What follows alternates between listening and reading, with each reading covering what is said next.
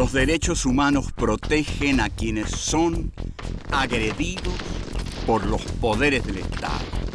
En la Edad Media era absurdo plantearlos. No había derechos para los hombres. La figura del Cristo torturado justificó la tortura de Torquemada. Todo régimen autoritario reprime desde un absoluto. Primo Levi dice, existe Auschwitz, no existe Dios. Dios ignoraba la ESMA, las matanzas en Vietnam. En un mundo en el cual el silencio de Dios es agobiante, los seres humanos tenemos la obligación de tomar la palabra.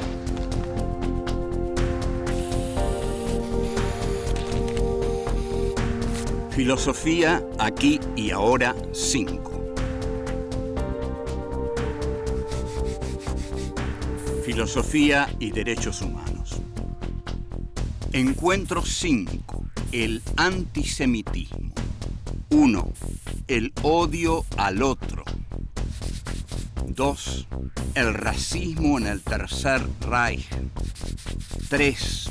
La errancia y el dinero. 4. La experiencia del sufrimiento.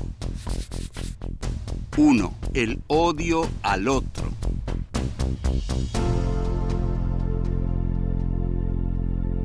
Encuentro número 5. El antisemitismo.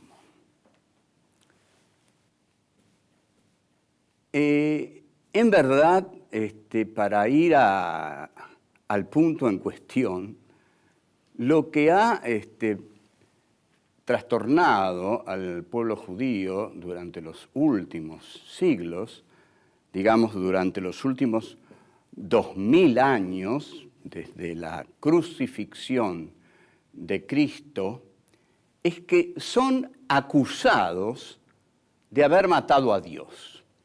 Esta debiera ser una situación muy original. ¿Cómo puede vivir sobre la tierra el pueblo que mató a Dios? Porque esta es una creencia popular enormemente arraigada a lo largo de los siglos, y muchísimos judíos han sido asesinados por eso. Ahora, también es cierto que habría que preguntar, si los judíos mataron a Dios, entonces no hay Dios. Está muerto Dios. Nietzsche no tendría que haber dicho su frase, Dios ha muerto. ¿Cómo, Nietzsche? ¿Cómo, señor Nietzsche? ¿Cómo usted dice Dios ha muerto? ¿No sabe que lo mataron los judíos? Es un poco rara la frase de Nietzsche. Bueno, vamos a explicar cómo fue que los judíos mataron a Dios. Según esta vulgar pero muy efectiva versión, Jesús de Nazaret, Hijo de Dios, es Dios. Y los que lo crucificaron y pidieron su crucifixión en lugar de la de Barrabás, el ladrón, fueron los judíos. Curiosamente también, los que lo siguieron, los que lo amaron, sus seguidores, los que luego difundieron su doctrina y sus primeros súbditos, necesariamente durante muchas décadas, fueron judíos. Y algo más todavía, Jesús era judío, ese Dios era judío. Si usted habla con un judío, el judío les va a decir, caramba, si hasta cuando necesitaron un Dios nos lo pidieron a nosotros. Lo que funciona aquí es más que, por supuesto dentro de todo esto hay una ignorancia terrible. El antisemitismo tiene una esencia de odio al otro. El antisemitismo funciona porque es necesario para muchos odiar a otro. Sartre, en un libro sensacional llamado Reflexiones sobre la cuestión judía, dice, si el antisemita no existiera, si el judío no existiera, el antisemita lo inventaría. Lo mismo que aquí la gente necesita odiar. Ustedes observen, cuando los franceses, que son muy antisemitas, dicen, bueno, los judíos, hay muchos judíos en Francia, están los judíos y nos roban Francia. Dentro del antisemitismo alemán, Hitler les decía a los alemanes, tengan mucho cuidado, los judíos son muy inteligentes y nos están robando Alemania. Bueno, y aquí en la Argentina hay un racismo, un odio al diferente de la misma condición. Porque cuando el tipo dice, me están robando Francia, cree que Francia es de él. Y acá también, cualquiera que uno encuentre por ahí dice, pero usted vio la cantidad de bolivianos, peruanos que están entrando, y no vio a todos esos paraguayos que ya se hicieron sus casas.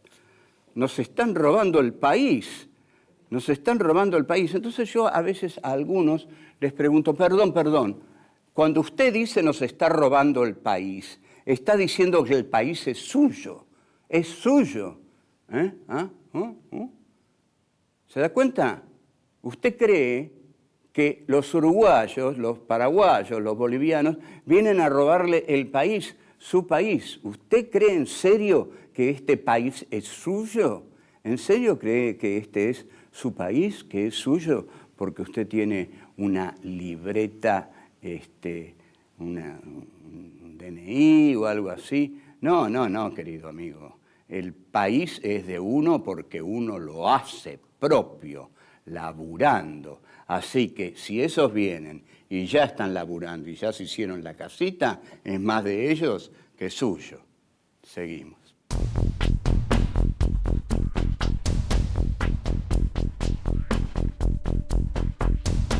Dos, el racismo en el Tercer Reich. Tampoco tenemos que creer que la cuestión esa de los judíos mataron a Dios era solamente una cuestión de ignorancia popular. En sus ensayos sobre el cristianismo, nada menos que Hegel dice que lo absoluto pasó entre el pueblo judío y el pueblo judío no lo supo reconocer.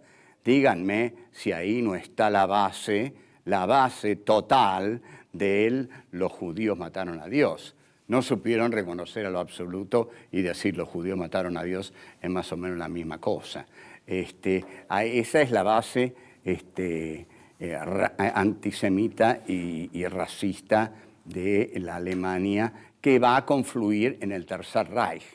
El Tercer Reich necesitaba, por supuesto, de un gran otro a quien odiar y encontró inmediatamente al judío como ese otro que pudiera unificar al pueblo alemán. Ustedes observen que un pueblo dividido por miles de causas puede ser unificado por el odio. Alemania estaba en la ruina. Alemania estaba herida por la derrota de la Primera Guerra Mundial, por las humillaciones del Tratado de Versalles, por las luchas intestinas entre la gente del partido nazi, los comunistas y los socialdemócratas, y Hitler les señaló, son los judíos, la culpa la tienen los judíos. Los judíos se han robado la plata de Alemania, por eso la inflación nos está comiendo. La plata la tienen los banqueros judíos. Y el discurso era, los judíos son superiores en inteligencia. Los judíos son demasiado inteligentes ante el alemán, que es un pobre campesino, que es un ser puro que trabaja la tierra con sus ojos claros, con la pureza de su corazón. El sucio judío que viene viviendo de la usura desde la Edad Media o desde todos los tiempos, está saqueándonos Alemania, haciendo un uso del dinero del cual es un artista. Y el judío es muy inteligente, decía Hitler, haciendo por primera vez un racismo de algo valioso. Ahora, el racista reconoce en aquel al que desprecia algo valioso, desprecia a un inteligente. No, son muy inteligentes. Por eso tenemos que matarlos, tenemos que echarlos, tenemos que expatriarlos. Hacen un manejo del dinero tan extraordinario que se van a quedar con Alemania. Entonces, ahí los comunistas alemanes, los nacionalsocialistas alemanes y la socialdemocracia alemana se unen en torno a este líder que los convoca en el odio al otro. El otro, apareció el otro demoníaco que es el enemigo de todos. Ahí el gran acierto político de Hitler es encontrar al enemigo de todos o inventarlo, porque no lo era el judío. Hitler inventa al enemigo de todos, de comunistas, de nazis y de socialdemócratas, y él se transforma en el líder del enemigo demoníaco de todos. Esto ya lo había escrito en la cárcel cuando lo pusieron ahí durante un tiempo, en Mein Kampf, Mi lucha, donde está con Rudolf Hess, que escribe varios de los capítulos.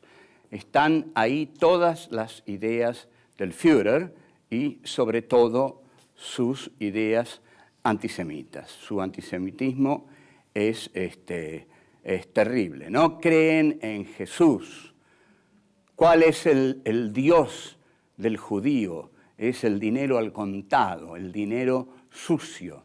Por supuesto, el dinero es sucio, el dinero se ensucia. El judío es tan sucio como el dinero. Y el billete arrugado y sucio es su corazón. Eso decía Hitler. Volvemos.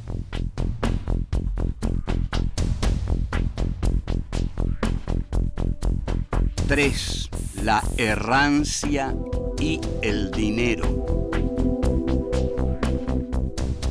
Dentro de los capítulos dedicados a la existencia auténtica y la existencia inauténtica de Ser y Tiempo, 1927, Herr Heidegger, al dedicarse a la existencia inauténtica, dedica un parágrafo muy importante a lo que llama la errancia. Tengamos en cuenta que la existencia inauténtica consiste en no permanecer seriamente en nada, ¿no? En no detenerse en el misterio de nada de lo que es, en ir de una cosa a la otra. Entonces, lo que caracteriza a la existencia inauténtica es la conducta de lo errante. Lo errante es justamente ir de una cosa a la otra, ¿no? No me detengo en nada, paso de una cosa a la otra sin profundizar en nada. Nada me interesa realmente con profundidad, el ser de nada. No busco la hondura, el abismo profundo de nada porque tengo miedo de hacerlo. Entonces, la errancia es mi ser, y la errancia es mi ser inauténtico, porque la errancia es mi cobardía. Entonces, hay muchos que ven en esta descripción de la errancia, que es muy profunda en Heidegger.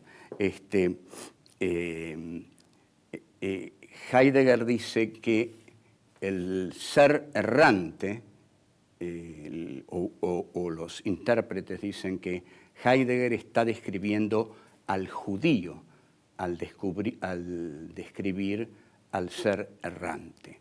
Y hay, durante el siglo XIX, una novela del escritor francés Eugène Sue, que se llama El judío errante. La característica del judío es la de errar, el judío nunca puede echar raíces en un país porque no tiene país, no tiene una tierra. A lo largo de los siglos no ha tenido una tierra porque es un pueblo sin arraigo propio. Este enorme sufrimiento ha sido muy mal comprendido por los antisemitas que encima se lo han reprochado.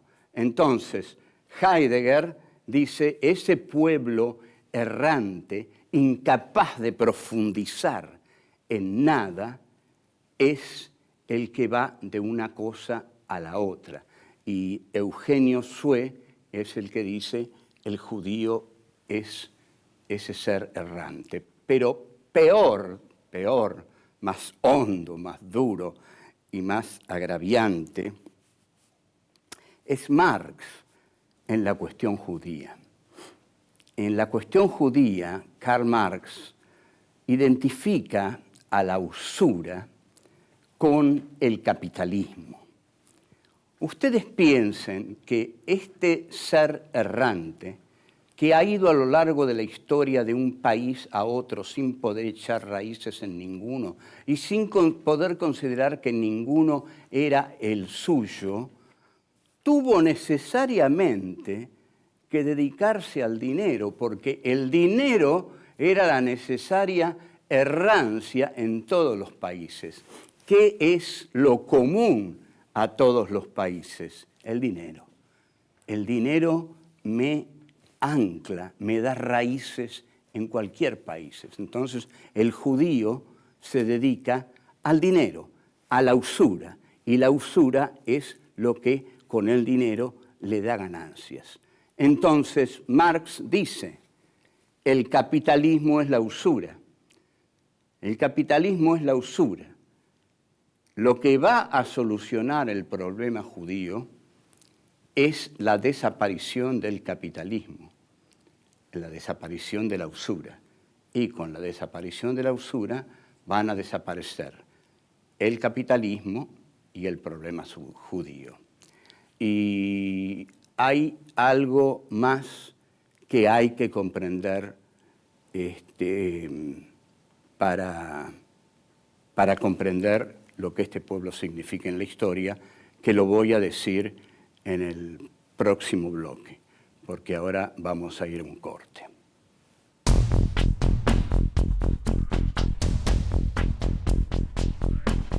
Cuatro, la experiencia del sufrimiento. El odio al judío cruza la historia, pero también en la Biblia los judíos están tremendamente favorecidos. Vamos a volver sobre este tema.